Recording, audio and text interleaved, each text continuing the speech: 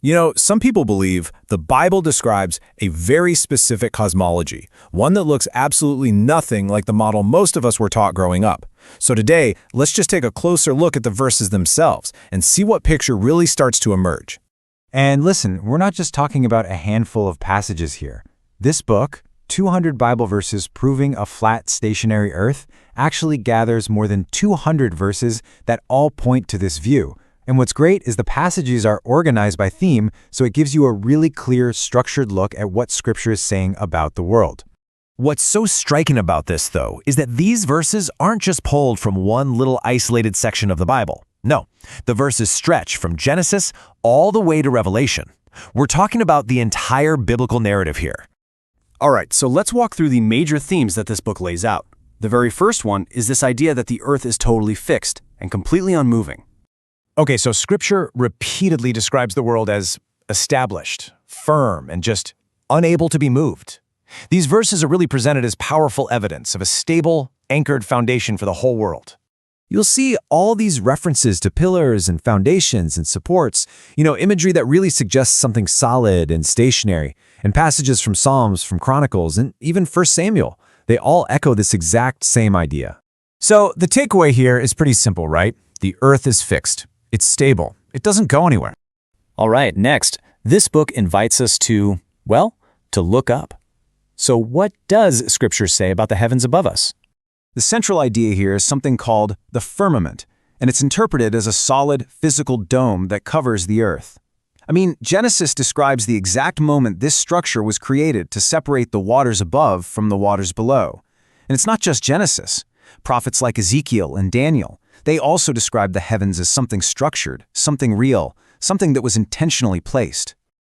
So in this view, the firmament isn't symbolic at all. It's understood as a literal dome, physically holding back waters above the entire world. And it's inside this totally enclosed space that the sun and the moon move along their appointed paths. Okay, so if the earth is fixed under a dome, then what shape does Scripture actually describe? What are we looking at here? Well, when the text mentions the four corners, this interpretation takes that wording literally, meaning the earth has actual edges or boundaries. And when Scripture talks about the circle of the earth, it's understood not as a sphere, but as a flat disk. Think of it more like a coin than a globe. And when you start placing all these verses side by side, a very specific picture begins to form. A flat, enclosed world with clearly defined boundaries. So when you combine all of these themes, you've got a fixed earth, a solid dome, a flat circle, you have pillars, foundations, corners, and moving lights up above. What you end up with is a complete alternative picture of the cosmos. Just look at these components: a fixed earth, a solid dome, a flat, circular shape, pillars, ends, moving lights. And what makes this interpretation so compelling, as this book points out, is just how incredibly consistent the language is across the entire Bible. The language begins right there in Genesis and Exodus. It moves through the wisdom books like Psalms and Proverbs. It continues through the prophets, especially Isaiah, and it extends all the way into the New Testament, including the Gospels, 2 Peter, and even Revelation. And across all of these books, the descriptions they remain steady. And all of it brings us to the final core question. How do we read these ancient texts in our modern scientific world? So, we have a choice. Do we take these verses literally, exactly as they're written, or do we treat the passages as symbolic, kind of reshaping the words to fit what we already believe to be true?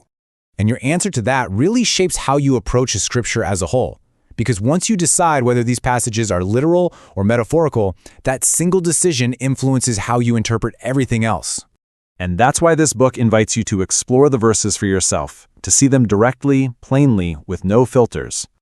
So, if you want to see all 200 plus of these verses gathered together in one place, well, the entire collection is available right now.